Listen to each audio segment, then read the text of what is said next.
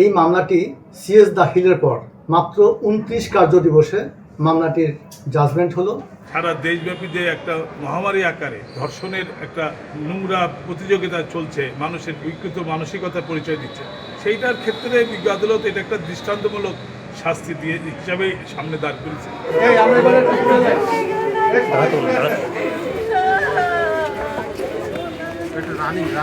মানুষ হিসাবে যদি আমি বলি, তাহলে একটা ৯ বছরের মেয়ে ধর্ষণের শিকার হয়েছে, এটা কোনো অর্থেই এটা সমর্থন করা যায় না। কিন্তু যেহেতু একজন আইনজীবী হিসাবে আমি এই মামলার আসামি পক্ষে লড়েছিলাম মামলাটায়, তো আমার মনে হয়েছিল এই মামলাতে কিছু ত্রুটি আছে, যে ত্রুটিটা বিজ্ঞ আদালত তার বিবেচনায় নিতে পারতেন, আবার বিজ্ঞ আদালত বিবেচনায় নাও নিতে পারতেন। না নিলেও এটা উচ্চ আদালতে এই মামলার যে ত্রুটিগুলো আছে সেই ত্রুটিগুলো উচ্চ আদালত অবশ্যই স্ক্যান করবে, বিবেচনা করবে, এবং তখন এই মামলা থেকে এই আসামি সম্পূর্ণ নির্দোষে খালাস হবে।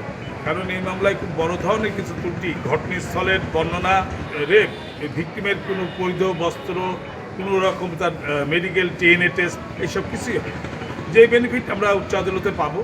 কিন্তু এই বিজ্ঞ আদালত এখানে বর্তমান দেশের আর্থসামাজিক বাস্তবতা এবং সারা দেশব্যাপী যে একটা মহামারী আকারে ধর্ষণের একটা নোংরা প্রতিযোগিতা চলছে, মানুষের বিকৃত মানসিকতার পরিচয় দিচ্ছে, সেইটার ক্ষেত্রে বিজ্ঞ আদালত এটা একটা দৃষ্টান্তমূলক শাস্তি দিয়ে হিসাবে সামনে দাঁড় করেছে, যেটা বিজ্ঞ আদালত আজকে জাজমেন্ট ঘোষণার সময় বলেছে দেশের প্রাসঙ্গিক বাস্তবতাও আমার এই সিদ্ধান্ত নিতে সাহায্য করেছে। মেহেরপুর একটি শিশুকে ধর্ষণের অপরাধের মামলায় আসামি শাকিল হোসেনকে বিজ্ঞ আদালত মৃত্যুদণ্ড রায় ঘোষণা দিয়েছে। সেই সাথে ৩ লক্ষ টাকা জরিমানা, অনাদায় আরও ১ বছর জেল।